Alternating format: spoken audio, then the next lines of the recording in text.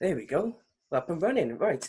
Hey guys, welcome to Dragon's Voice podcast. And I cannot believe already on the 8th episode, my dad will be doing backflips right now and he'd be calling me a legend, even though I am his son. But growing up, before I even knew Barrytown, before I even knew anything, it was always Everton. It was always Everton in my perspective, and it was nothing else. And I grew up watching the likes of Duncan Ferguson, Tim Cahill, Thomas Gravison, all them legends.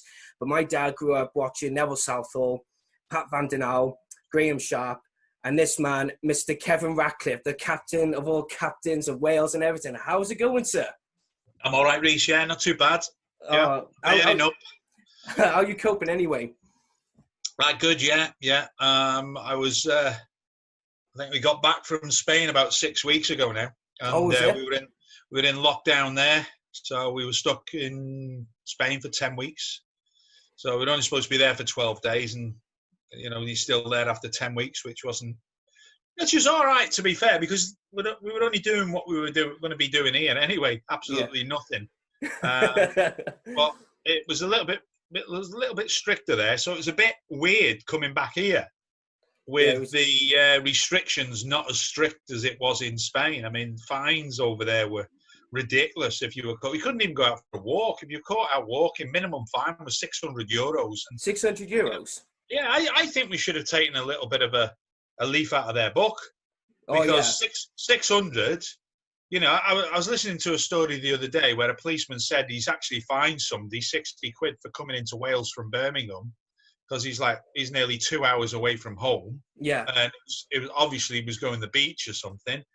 And he said, I fined him £100. If he pays it within 2 weeks, it's £50. Whatever it was half of it, Yeah. He says, he's driving around in an 80 grand car. As if that amount of money is not going to, it's not going to hurt him. So I think, we've been very, very lax about it. Yeah. And it's no wonder that we've got that many deaths. If you can think in the week that's before we shut down, when most of the countries in Europe had already shut down, especially in Spain. I think it was around about the 8th, something. I know the 12th. We were there the 12th. So 8th, 12th. It was about the 12th of March that they shut down there. I don't think it was till maybe the 18th or the week after that restrictions started happening in Britain. Yeah, it was in the last. Yeah, it was in the last a week or two in March that they decided to clamp down. The week that we in Spain, I'm saying when we were in Spain, it shut down. But Liverpool v Atletico Madrid, we had Cheltenham races, we had the Stereophonics playing in Cardiff, and we had a World Championship badminton tournament in Birmingham. Now, come on. Yeah. You're telling me that that's not made the virus even more dominant. Yeah. Really, really, really strange behaviour from whoever's sort of advising the government on what to do and what not to do. Do you know what? This is why I do these podcasts, is because I want to break away from all this politics and nonsense, because it's very unhealthy for people, just to be listening to it, because it causes arguments and it's unnecessary. I think. Yeah. Well, there's no football to argue about. No, I know. It's like, I've got no football to argue with. It's like I've got none of my mates, and it could be very depressing. But that's the whole point with this podcast, Kev, is just to get people back in, just to feel, that football spirit again. And it certainly got mine back, after the few episodes. So this is why I'm so blessed that you're coming on the show, because I mean, I don't want to make you feel uncomfortable, but I've said to a couple of mates, I was like, I think this is the biggest guest I've got on. And he was like, well, not a doubt, just do it, and and it's the worrying thought process. Hopefully you get a few more then. Oh yeah, hopefully. The one person I really want to get, because he speaks his mind and I don't care, he makes me laugh, is Big Nev himself, Neville Southall. Yeah. And I'd love to. Unless you're on about gay rights and everything like that, you're not going to get him. He won't talk about football. No, he hates it. I remember, but what a guy, what a guy he is. Because I met him twice. It was the first time I met him. He just published a book, his own autobiography, And it was Chronicles of a Binman. Yeah, Chronicles of the Binman, and Yeah. he was in Waterstones doing a book signing. And I think it was the same day. It was Wales v Belgium for the. I think it was the World. Was it the Euros or the World Cup qualifier? Either one. And he was sat there on his own, and I was in sixth form at the time, so I was just 16 or 17 years old. And I called up my dad, and I said, "Oh, I'm going to meet Neville Southall. Do you want to come?" And it was like, "Yeah, no problem." Now I've met a lot of footballers, here and there, so I'm a bit comfortable. But for my dad, it was like seeing a god before him. He was like, and he was just, he's a happy-go-lucky, Jack the lad, he's always up for a conversation. He just froze. As soon as, and he just couldn't believe it, And so I started picking up the conversation, and we just chatted for nearly 2 hours on end. And then the second time, it was like a Comic-Con convention in Cardiff, and they had this football section, and it was Nev, Terry Yorath, Leighton James, John Hartson, and Alan Curtis. Yeah. And so I went up to Neville again, and he said, "Mate, pull up a seat. Let's have a chat. I ain't busy." And fair play to him. We just hit it off, and it was brilliant. Just a very humble, loving guy, could talk about anything, could talk for Wales as well, and fair play to him. Well, he's I think he's a little bit more relaxed now talking to people than he used to be, Yeah. I got on great with Nev. He's brilliant. Do you know what? Like you say, you've mentioned some great players there, but there's only one world class player among what you've just said. Yeah, which world class? And he was world class. But you know what? He was world class. He was. Yeah. There's a lot of people, and I wouldn't say a lot of people. I would say the majority of footballers don't play with world class players. And I was lucky to play with a couple. Off the top of my head, Neville being up there, Ian Rush, and Ryan Giggs, players that have been world-class players, would get in most international teams. So, yeah. Do you know what? One of the questions I've got on my sheet here, and I just came prepared, and one of the questions was, and it's all to do with Wales, because you've played in the 80s and the early 90s, and you had players such as, I've already named, Alan Curtis, Neville Southall, I'll mention Pat Van Den Hauw, Ryan Giggs, Mark Hughes, Ian Rush, all these players. And it's astonishing to me that for the likes of you, Captain Wales and everything, and it's like, how did this squad from the 80s to the early 90s did not get far? Was it just because... look at the bench. Yeah. You mention our strongest side in them days. Yeah. And it's after that you start sort of plucking around and thinking, we never really had a player to come off the bench and change the game. Okay. We never had somebody in the team that would actually change a game in the fact that, like a Gareth Bale or a Aaron Ramsey. We were more of a team. But if we started losing, one or two players, then we were down to, square pegs in round holes. Did you watch the Brazil game the other week? On Match of the Day, on BBC, was it? Yeah, no, I caught that. Mark Pembridge played right wing back. And it was his first cap, and he was so prominent on his left foot, and he had a great game. But that's what we had to do: square pegs in round holes sometimes. Dave Phillips, who was a midfield player, played quite a few times at right back or right wing back. Clayton Blackmore, who's a midfield player, played right back, right wing back. We had Paul Bowden in on the left wing back side, but we also had Mark Bowen, who was playing for Norwich. Paul Bowden used to get in front of him to play, because mainly he played in a five at the back type of thing. So it was when you got down to the nitty gritty bits of it that when you started losing players from suspension or unfit to play, then the players that were coming in, and obviously Swansea and Cardiff and Wrexham fans don't take this the wrong way, but when you're picking people from them sides who were not in the Premiership, not in the Championship, in the lower leagues, then they're coming in, and sometimes some of the lads will come in and they'll have great games and they'll not feel intimidated by the likes of maybe myself and Ian Rush and Mark Hughes and Neville. But some people can't handle that. Do you know? Training with top players, and then and we had one or two of them, and one or two of them, couldn't cut it, and there was others that did and excelled a little bit in the way that they played. Do you know what it's like? If you look back on it, it's like if you had to look at the 2016 Euros, right? You look at players such as your Ramseys, your Bales, and Joe Allens and that. And then you look at Sam Vokes and Havertz and Kanu, and it's just a mixture of Premier League or La Liga superstars, if you want to say that. And then you got your Championship or League One, if not League Two. I think the big thing for them was that they grew up together. Right. Coming through. So it was still Gareth Bale. It wasn't Gareth Bale who played for Real Madrid. It was Gareth Bale. Yeah.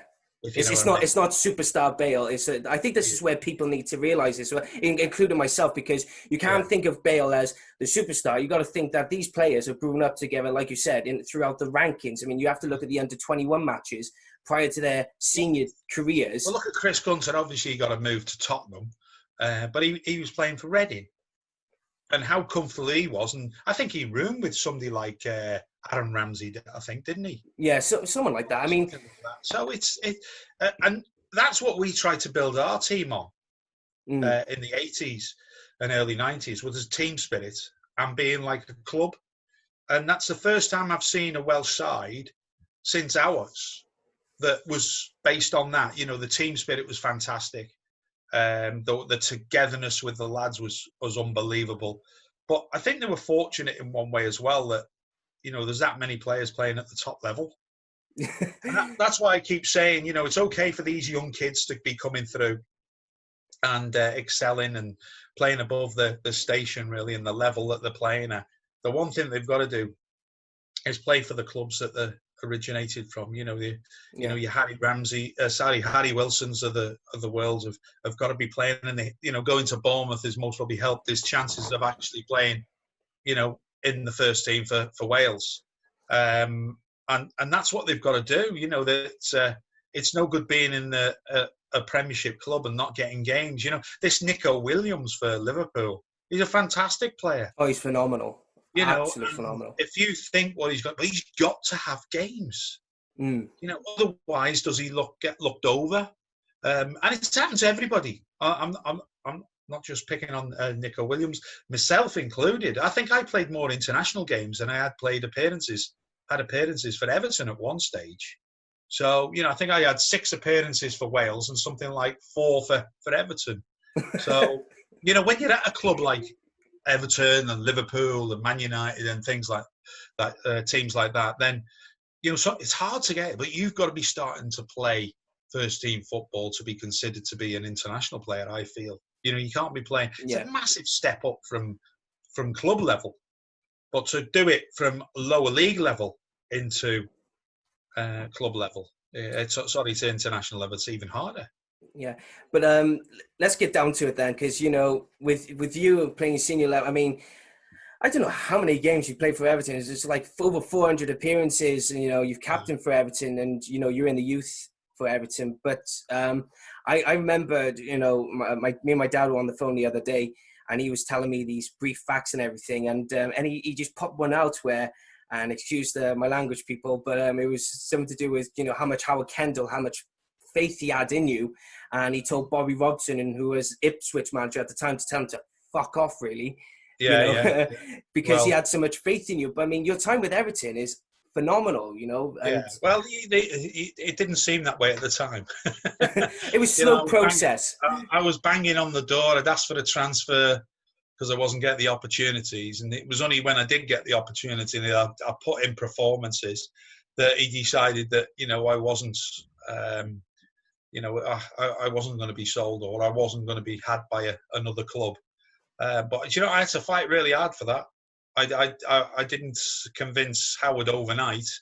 I had to convince him over about a season or so, that I was the man. I was being overlooked because The big problem I had was the centre half that he wanted me to pair up was left-footed, the same as me, and for some unknown reason, he didn't like two left-footers playing at centre back. Although he'd prefer a right-footed player playing left back, if you know what I mean. Yeah, I get you.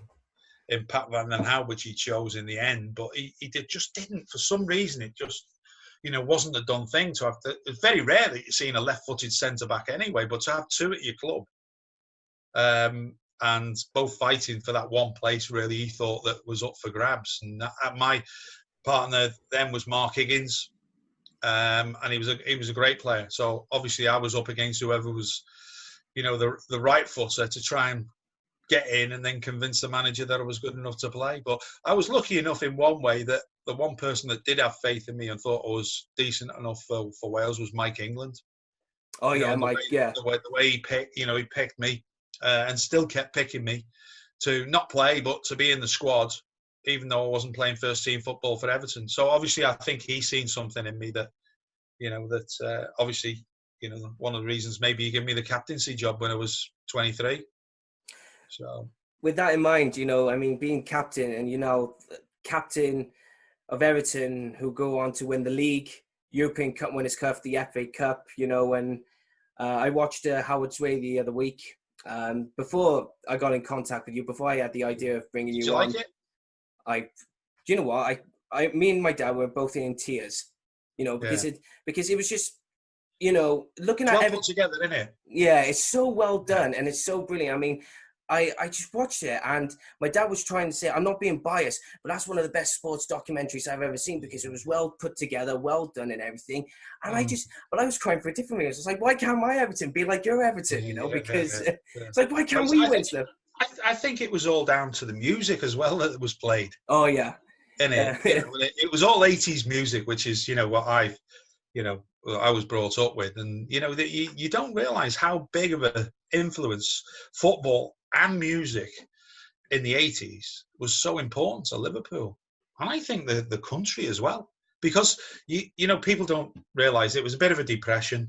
There was football hooliganism. There was the riots in Toxteth and, other places in London and everywhere. And it was, I think unemployment, I think the miners' strike and things like that. And it was everybody's release, everybody's joy, the music that was coming about. There wasn't a lot of money. I think taxes were, we were paying 60% tax. Mortgage was like 14.5% on a mortgage. So, they weren't great days. And, hence we never got any help from the government. And more evident than that was in, 85 when we got banned from Europe. The government just didn't want us in there. They didn't even fight our cause. No. We were just an extra hindrance to the government, I think. Do you think it was mentioned in Howard's Way documentary, and I don't want to sound controversial to anyone who supports Liverpool or anything like that, but it was just, from my perspective and from what I've heard from other Everton supporters, the finger has always been blamed at Liverpool, saying it was their fault that Everton did not have that European success or experience the following season. And it's not just for Everton, it could have been, Wimbledon, who go on to win the FA Cup in 88. Ironically against Liverpool. So they don't get to play in the Cup Winners' Cup. Yeah. So but do you think it is because of Liverpool that no other clubs who could have qualified for Europe, especially with Everton? If you have a look at the players that moved to clubs that you wouldn't normally join at 25, 26. Yeah. And I'm talking about Rangers here in Scotland. Oh yeah, Rangers. And so they were taking, I would say, players that were coming to the end of their careers. Your Graham Robertses, your Terry Butchers, but all of a sudden they were looking at lads who weren't going to play in Europe, but they could do in Scotland, like Gary Stevens and Trevor Stevens, who were maybe in their mid-20s at the top of their career, really. And we lost two of them players just like that. It seemed to happen overnight. I don't think we ever replaced them two. Two England internationals. I think they've nearly got 100 caps between them. I'm sure it'd be in the 70s anyway between them. But they were top class players, and they left to go and play European football. The manager left to go and play European football and test himself a little bit. Liverpool. I think the big thing for Everton owners are that when the ban did get lifted, that UEFA never invited us in. No, they never invited us back in, and I think that's a big gripe. But a big gripe of mine is that we never got invited back in. Although that maybe I was a little bit past it then. Maybe I wasn't the same player as I was 3 or 4 years ago. Prior to that, yeah. But talking about European football, let's talk about that European Cup Winners' Cup. In the 84, 85. A lot of people talk about the Bayern Munich semi-final, but not the final itself, which I find absolutely incredible.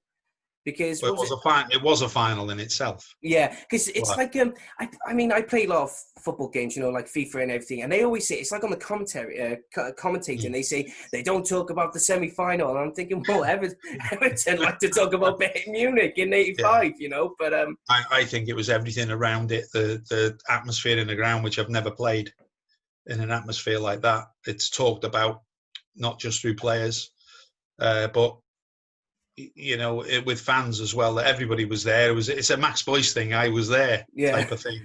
Oh. Well, I was a little bit more than I was there. I was participating. I think just the whole thing around it. You wouldn't believe that. A journey from the town centre would literally take you 15 to 20 minutes to get to the ground, with the traffic lights on a match day at night. An hour and a half. We couldn't get in the ground because it wasn't all ticket. It was pay at the turnstile, and the way that we go into the ground is so that you go round the ground and come back, so that when the doors open, the doors really lead you straight into the players' entrance, rather than coming the other way, and you got to get out the bus and go round the bus to get into the players' entrance. You just couldn't. The amount of fans, the bus was rocking. Absolutely rocking. I can tell. I can imagine that as well. And it was so to have that experience to actually before you actually go out and play the game. So we get by the time we get changed, we've only got about 25 minutes before the match starts, because we didn't get in till about 45 minutes before the game started. So usually we're there an hour and a half before the game starts, and we're there 45. And it was just. You get that feeling you can't lose. No, you have got that 12th man with you on the pitch. The atmosphere was like, the only way I can say about the atmosphere is for the amount of people that are in there, and considering what was happening in them days, it wasn't toxic. It was, just a willingness for you to go and win. But when we conceded to go 1-0 down, there was an earthly silence in the ground that you would think somebody's died here. Honestly, it was really strange. But the way they got behind us from the start of the second half was just unbelievable. So the fans played their part on that day. There's no doubt about it. I don't think if that game was played this weekend behind closed doors with nobody in there, that would have been the same result. You think? Well, you think if it was just no fans at all, and if it was Everton v Bayern Munich, right, same players, likes of yourself and everything, it would be the same result? No, I don't think it'd be the same result. Man, you just have to look back. That's the biggest thing that you've got, especially at Goodison Park. And I've said this many a time, that when you go out at Everton in front of a packed house, you are going out as a gladiator into an arena. And it is an unbelievable feeling to go out there. And at night, and when I played, 492 games for Everton, I love playing at night because I never felt tired. I felt as if I could go on and on and on. And I don't know if other players have actually felt that, but I certainly felt that I could run, to the moon and back. And I wasn't a great long distance runner, believe me. There's something magical about night games, is on a Tuesdays, Wednesdays, or Friday nights. It's like the old game, the old arena. You look at the old Ninian Park. To play at night was fantastic, but in the daytime, it was quite desolate at times. Mm. It had to be a very special game. If you think about the best games that have been at Ninian Park, they've most probably been at night games. Yeah, well, I mean, you got to listen. I mean, it's the Cardiff and Leeds game back in the early 2000s. Oh, I was there. I mean, my dad was there as well. I mean, come on, that game. The one thing with them is them games, and I said this leading up to the game because I was working for BBC Wales, and I said leading to the game, and I was doing an interview for Radio Leeds with Norman Hunter, and he said it shouldn't be a problem. They've played in bigger games than this in Europe, because they'd just been into Europe, hadn't they, with David O'Leary and the lad Smith was playing up front for them and everything. And I said, you've played in Europe, right, in atmospheres like this. I bet you've never played a game in England or Wales, in the UK, with an atmosphere like this, because this will be an angry atmosphere. This will not be a placid one. But you have to look, yeah. They played the part. Like I say, once again, it's another game I've been to where the fans have actually played their parts. You have to look at Ninian Park, right? And I was going to jump onto your time at Cardiff City anyway, even though it was a short spell and everything. But when you signed for Cardiff City, and I was in the 92-93 season, I mean, you have to look. Yeah. It's like going back on the squads and going back on the crowds then, It's like you look back and you had Robbie James, Nathan Blake, Chris Pike, Damon Searle, who I know, good friend of mine. Some of these players, and then including like yourself, it's like leading the way is Eddie May. What a squad! I'm looking at things. Yeah, do you know what? It was. You had Nick Richardson on the right. You had the lad Ramsey in midfield with Robbie James, or Paul. Oh, what's his name? The lad from Ireland. Oh, Paul. Oh, God, you'll kill me for not knowing his name. Do you know what? I'm going to quickly look at that. I'm going to quickly look at him now. Yeah. It's now. He was a lunatic. It's your fault, that is. That is your fault. Yeah. You got me on the verge of... When you think Nathan Blake was just a young kid then?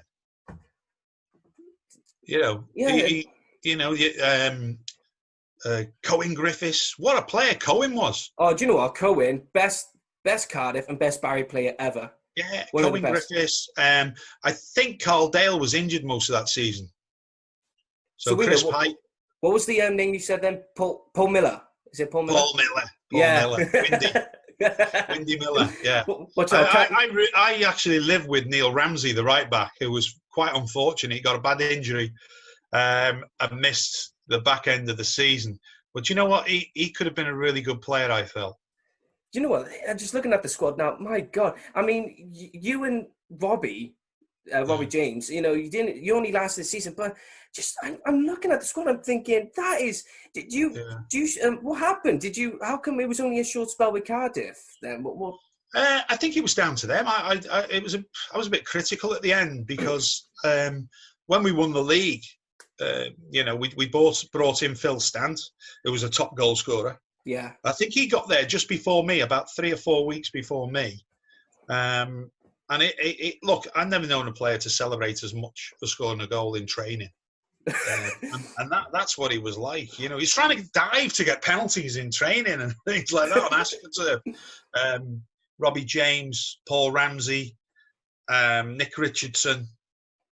We were strong. We were very, very strong. And when you get a feeling and there's a bit of togetherness with the players again, so that helps. Yeah. But you think about the players that went on. The lad Ward in goal went on and had a decent career at Bolton. What about Mark Grew? Grewy got dropped for Wardy, and he was an up and coming keeper. And he got the move to Bolton. I think Mark Grew left at the end of the season. Because he wasn't that long, wasn't he? No, he left in 90. I'm looking at it now. He joined in 92, then he left in 94. Yeah. But when he played, did you play against Man City? Was you in the cup round then? or was you? No. No, was it No. right? Because that was third round. No, that was in '92. Yeah. Because you signed probably later on, didn't you, or something like that? I signed New Year of Yeah. 90. Would it be 93? No, it was 92. It says on it. Why does it say 92? I think it was 93. The start of 93 in the Right. January. Fair enough. I don't know why he's saying 92 there. It's like I'm looking at other research and other Well, I facts. think that was the season 92, 93. Yeah, they keep saying that, and I'm trying to look at, Because where you put 93, if you remember, in 93 we played Standard Liège in the Cup Winners' Cup in 93. So that'd be 93, 94 season. But you were I actually left after the Standard Liège game. When you won the? Wait a minute, away. Was you a Welsh Away. Cup winner as well? Yeah, because yeah, but I didn't play in that game because I was injured. I got a knee injury against I think it was Shrewsbury towards the end of the season. it seems mad though. If you look at the Welsh Cup, you've got a lot of English clubs on it. It's like Hereford, Shrewsbury, Kidderminster, and all them. Like, it's mad to think how they were allowed to come into the Welsh Cup and everything. I think we played Rill in the final. There was loads. I bet you it was one of the biggest gates that the Welsh Cup's had. It was in one of the top, and it was like in another one as well. It was Cardiff City in '94 when Barry played against them, and that was a big final itself because you had that moment of Welsh clubs being how can I say it, resistant to going into the Welsh League, and and it was Cardiff City of the English League and Barry of the Welsh League, and it was a big clash, and it was just. I mean, I don't want to sound like a bias because I am a Barry Town supporter, first. And it is said to be one of the best Welsh Cup finals going. Right. But it's just and it's mad to think of your career, Well, if I said at the end of that season that when we won the league, and I thought if the club spent between 200,000 and 400,000 on players, then they've got a chance of maybe going up again the following year. Yeah. And instead of that, they were quite happy to see players go. How can you get rid of a squad like that, though? I mean, it was Rick Wrong. I know. Not Rick Wright. Rick Wrong.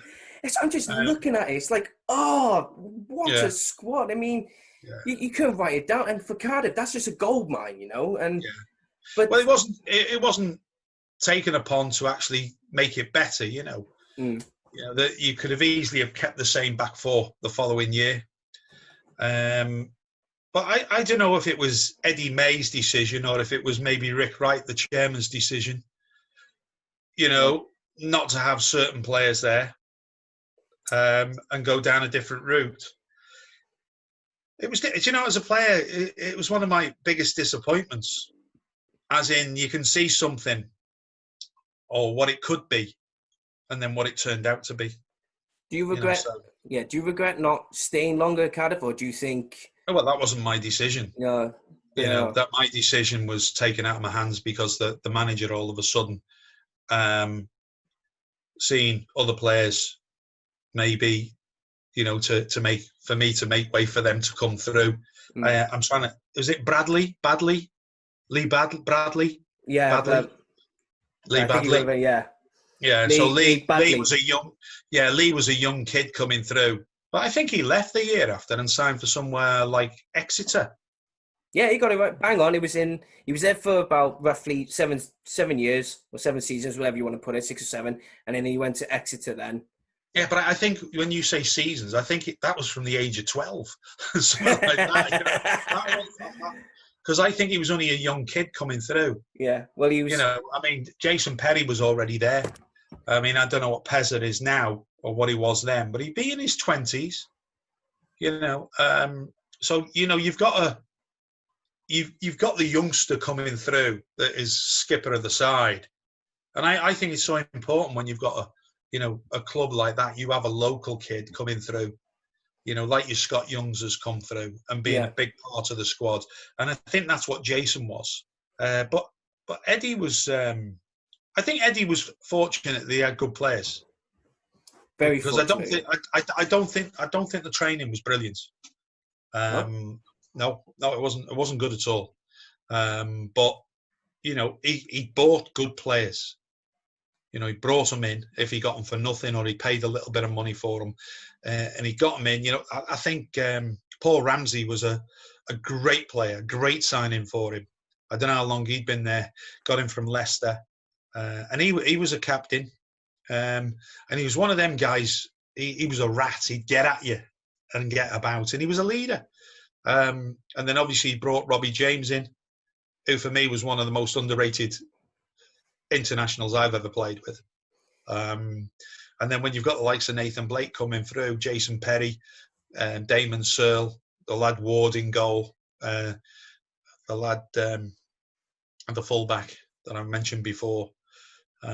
So, you know, there are the good nucleus of youngsters coming through with the more experienced player. I think he brought in a lad from Man City, Derek Brazil. I think he played for Barry, didn't he?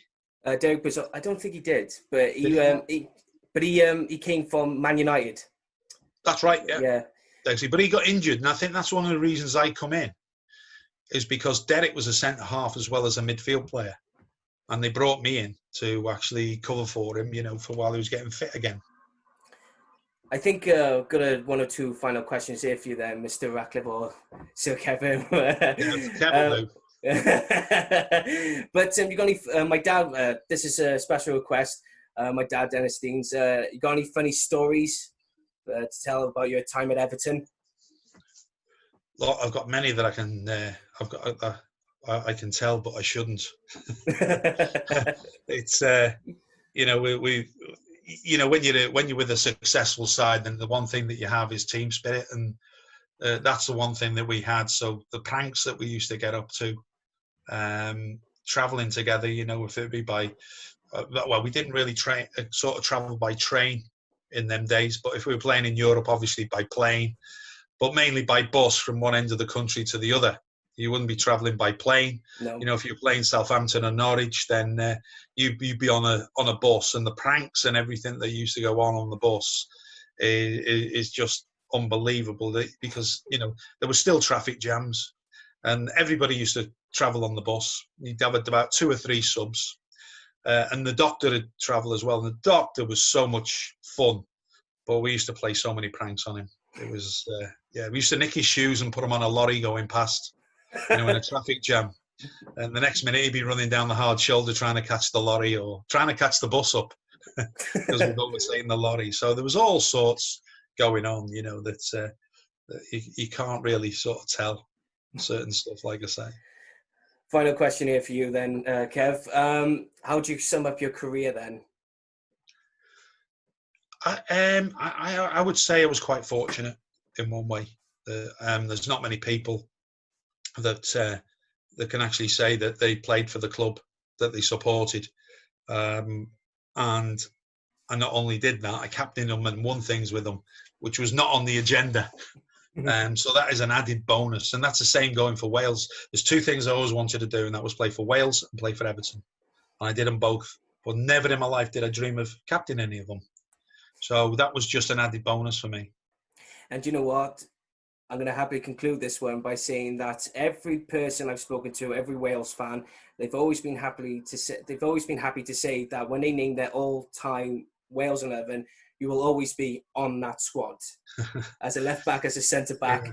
Don't put me a left back. Don't put me a left back. You wouldn't want me again. No, it's amazing that, isn't it? Because I had to select my team the other day for BBC, and I'm very adamant that I don't think you can pick players that you haven't seen. Yeah.